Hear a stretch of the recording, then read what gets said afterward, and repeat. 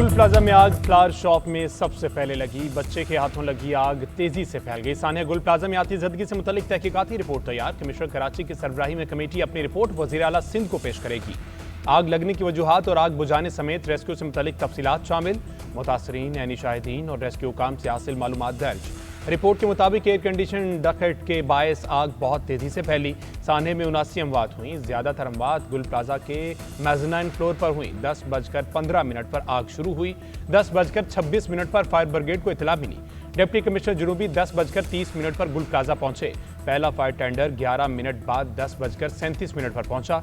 Rescue का अमला 10:53 पर पहुंचा था।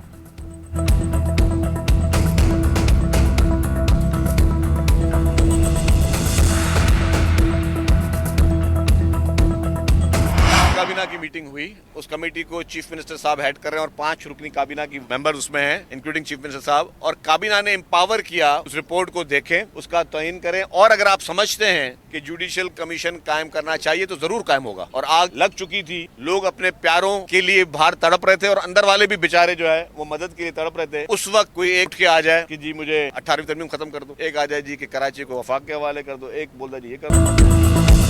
सानिया गुल प्लाजा की तहकीकात की जा रही हैं। कोई भी जिम्मेदार हो सख्त से सख्त कानूनी कार्रवाई की जाएगी। अगर हम समझेंगे कि हम मुतमईन नहीं तो जुडिशियल इंक्वायरी में तब्दील कर देंगे।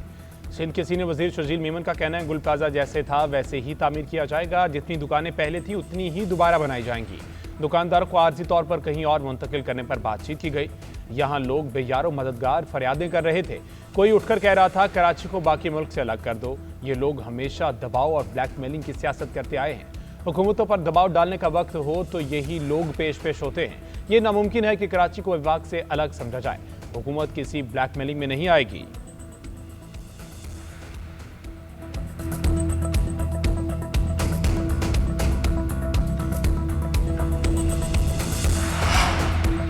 पीपल्स पार्टी समझती है हम सियासत कर रहे हैं तो जुडिशियल इंक्वायरी कराए और सियासत खत्म करें। जब तक आजाद जुडिशियल कमीशन का मुतालबा पूरा नहीं होता हम 1 इंच पीछे नहीं हटेंगे।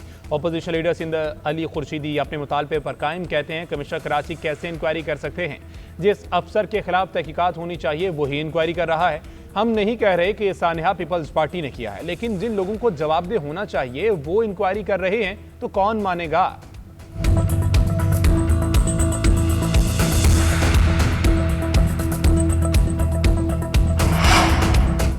गुल प्लाजा से मिलने वाली 73 लाशों की बाकियात का मेडिकल लीगल मुकम्मल। मजीद 4 लाशों की DNA से शनाख्त। बाकियात कौसर परवीन, मोहम्मद अशरफ हसाम और आरिफ की हैं।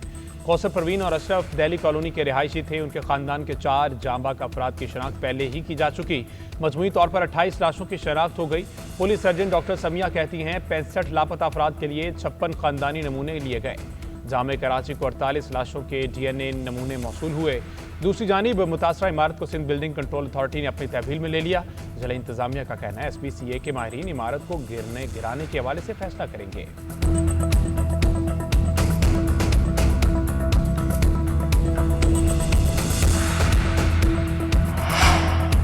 इंतजार की घड़ियां खत्म। क्रिकेट के मैदानों की रौनकें दोबाला करने कैंगरूज पहुंच गए। ऑस्ट्रेलिया का 17 रुकनी स्क्वाड लाहौर पहुंच गया।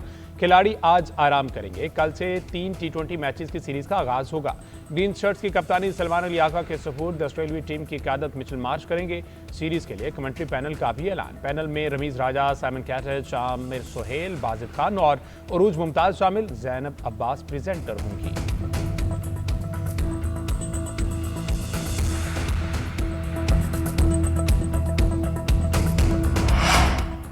खिलाड़ियों को अपने रोल का पता है, कॉम्बिनेशन कंडीशंस के हिसाब से बनाएंगे। कौमी कप्तान सलमान अली आगा की न्यूज़ कॉन्फ्रेंस। कहा कोशिश है कि श्रीलंका की कंडीशंस के मुताबिक पिच बनाई जाए। T20 कोई टीम छोटी बड़ी नहीं होती। अफगानिस्तान से मैच था, सब उन्हें सेकंड बेस्ट कह रहे थे। जब हमने हरा दिया तो कहने लगे हमसे कम दर्जे की टीम है। ऑस्ट्रेलिया की टीम हर जगह जीतने की सलाहियत रखती है। बैटिंग करते हुए हमेशा टीम की ज़रूरत को देखता हूँ। लाहौर में हमेशा क्राउड फुल मिला। उम्मीद है इस मरतबा भी हाउसफुल होगा।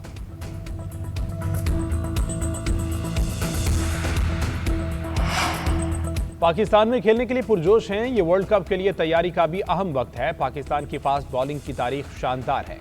बहुत कुछ सीखने को मिलेगा। ऑस्ट्रेलियाई कप्तान मिचेल मार्श पाकिस्तान में T20 क्रिकेट खेलने के लिए पुरजोश, शानदार मेजबानी की भी तारीफ की। कहा बाबर आजम वर्ल्ड क्लास खिलाड़ी हैं, पाकिस्तानी कंडीशन में खतरनाक साबित हो सकते हैं। शाहीन शाह भी मुश्किल पैदा कर सकते हैं। अवे मैचेस जीतना मुश्किल होता है मगर कंडीशन का सामना करने की कोशिश करेंगे।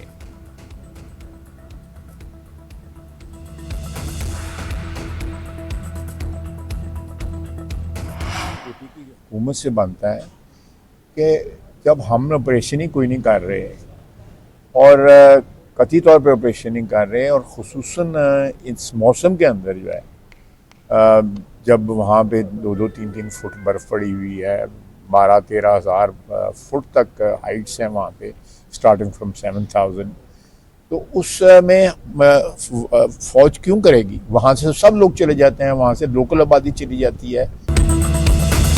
तीरा का पूरा इलाका खाली करा के कोई ऑपरेशन नहीं किया जा रहा। इंटेलिजेंस बेस्ड ऑपरेशन जारी रहेगा। ऑपरेशन विफाक ने करना था तो खैबर पख्तूनख्वा हुकूमत ने 4 अरब क्यों जारी किए? वज़ीर दिफा ख्वाजा आसिफ ने केपी हुकूमत के दावे बेबुनियाद करार दे दिए। कहते हैं झूठ के पाँव नहीं होते। वादिया तीरा में बर्फबारी के बायस आबादी हर साल नकल मकानी करती है। मीडिया केपी हुकूमत से 4 अरब का हिसाब भी मांगे। नकल मकानी करने वालों की वापसी पर कोई एतराज नहीं, मगर वो 4 अरब उनकी जेब में पहुंचाएं। क्या झूठ का अंबार सिर्फ 4 अरब रुपए खाने का बहाना था?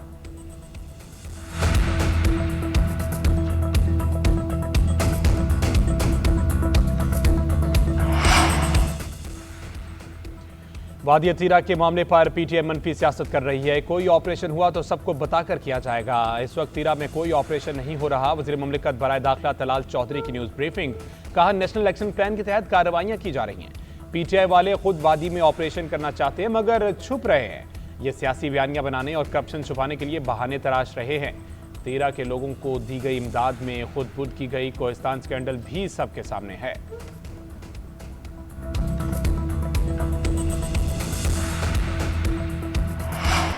कोशिश की है वफाक और सूबा जो है वो आपस में बैठे और सूबे के मसाइल हल करें। अगर वो वहाँ पर तूती बाजे ढोल नारे से फारे होंगे तो कोई संजीदा इख्तियारात करेंगे। इसी वजह से आप देखें कि आज पीटीआई में इतने कहत और रजाल आ गया कि उनमें इतना कॉम्पिटेंट बंदा नहीं है, इतना अहल बंदा नहीं है कि उन्होंने इंपोर्टेड लीडर लाके अपने लीडर ऑफ द अपोजिशन बना लिया। अच्छी बात है महमूद खान साहब लीडर ऑफ द अपोजिशन बने, हम इसीलिए यहाँ पर आए हैं। वफाक ने कोई ऑपरेशन का ऐलान नहीं किया, सूबाई हुकूमत ने ऐलान किया कि ऑपरेशन होने जा रहा है। कल भी वफाकी वज़रा ने बड़ा क्लियर एक स्टेटमेंट दी है कि हम कोई ऑपरेशन नहीं करने जा रहे। जब सूबाई हुकूमत ने कहा कि ऑपरेशन होने जा रहे, हमने पैसे रख दिए, तो लोग बेसर सामानी के से निकले। सूबाई हुकूमत अपना मुकदमा लाए, विफाक से बात करने को तैयार है। गवर्नर केपी हुकूमत और विफाक के दरमियान पुल का किरदार अदा करने की पेशकश। कहा गालम गलोच से अपना मुकदमा जीत नहीं सकते, दलाइल देना होंगे। सिक्योरिटी फोर्सेस कुर्बानियां दे रही हैं। सूबाई हुकूमत होश के नाखून ले और कैदी नंबर 804 को छोड़ दे। बानी पीटीआई अपनी सजाएं पूरी करके ही बाहर रहेंगे। रिहाई किसी धरने या एहतजाज से नहीं होगी। केपी हुकूमत मुल्क दुश्मन के साथ ताल्लुकात क्यों रखती है? गवर्नेंस ठीक करे, सूबे में अमन अमान के लिए काम करे।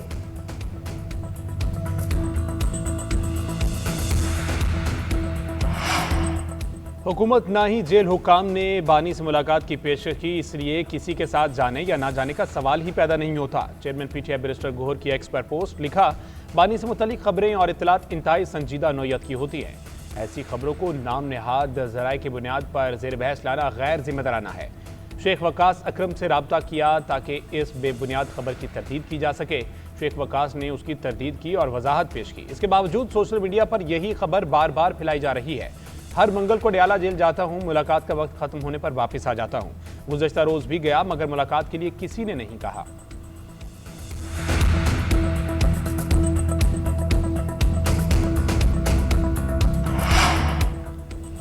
वज़ीर-ए-आज़म मोहम्मद शहबाज शरीफ से गेट्स फाउंडेशन के सदर क्रिस एलियास की मुलाकात। इंसदादी पोलियो इक़दामात पर तबादला ख्याल।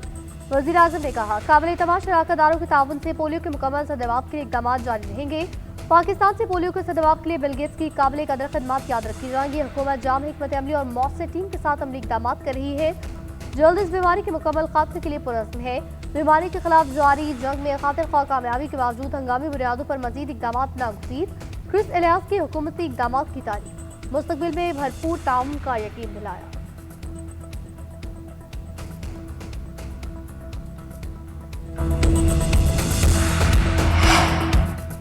एफबीआर और आईएमएफ के दरमियान सुपर टैक्स केस के फैसले पर वर्चुअल बातचीत। आईएमएफ का शॉर्टफॉल सुपर टैक्स वसूली से पूरा करने का मुतालबा। रवा माह के दौरान ही तमाम रिकवरी करने का कह दिया। जरा के मुताबिक एफबीआर ने 300 अरब आइंदा चंद दिन में रिकवर करने की यकीन दहानी कराई। पहले 340 और जून तक मजीद 40 अरब रुपए जमा होंगे। सुपर टैक्स वसूली के बाद दिसंबर तक का शॉर्टफॉल खत्म किया जाएगा। फाइनेंस बिल के मुताबिक फ्री कंपनीज पर 1 से 10% तक सुपर टैक्स आयद है।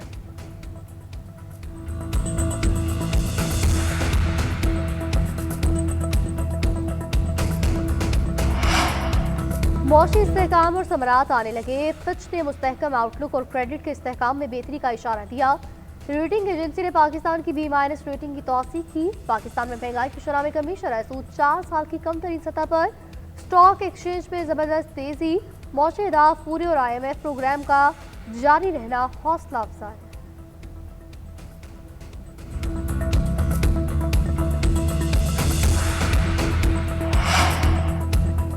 ऐसे जज डिप्यूटेशन पर लाए गए हैं जो गवाहों के बगैर फैसला कर देते हैं। बाहर से कोई चीफ जस्टिस को जाकर क्यों नहीं बताता कि लाहौर से कैसे जजेस को लाया गया।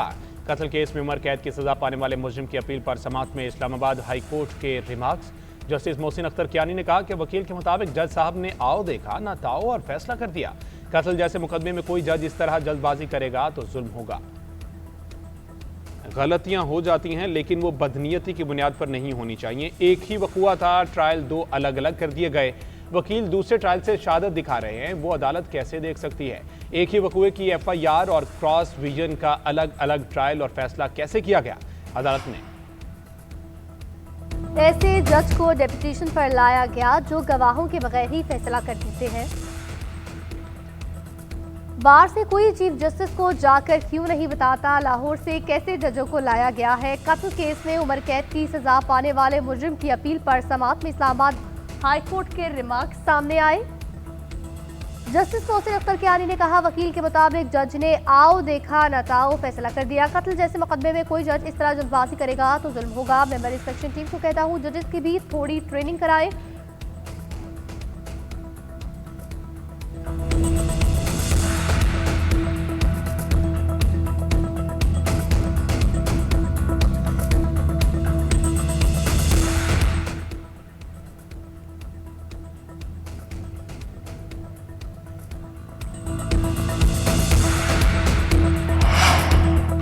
वज़ीर-ए-आला पंजाब से मियांवाली के अरकान असम्बली की मुलाकात। सियासी सूरत-ए-हाल, पंजाब में जारी तरक्याती प्रोजेक्ट्स और अमन अमान पर तफसीली गुफ्तगू। अरकान कायमा कराम को एजाज़िया देने पर खराज तहसीन। सरकारी अस्पतालों में मुफ्त अद्वियात, इलेक्ट्रिक बसेस पर इज़हार तशक्कुर। कहा, मियांवाली में ब्यूटिफिकेशन और सुथरा पंजाब प्रोजेक्ट से शहर की खूबसूरती में इजाफा हुआ। मरियम नवाज का कहना है, सरगोदा कार्डियोलॉजी से ज़िला मियांवाली के अमराज कल्ब के मरीज भी मुस्तफ़ीद हो सकेंगे। तारीख में पहली बार पसमानदा और छोटे अजला से हर बड़े प्रोजेक्ट का आगाज़ कर रहे हैं। अवामी खिदमत के सफ़र को मज़ीद तेज़ी से आगे बढ़ाएंगे।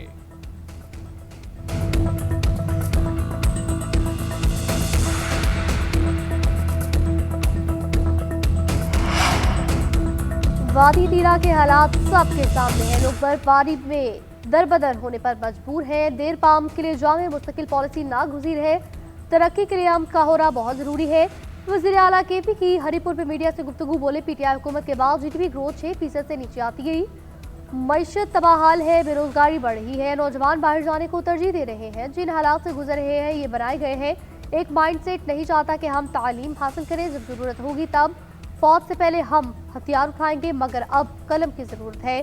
अवाम की मदद से ऐसे माइंडसेट को शिकस्त दें।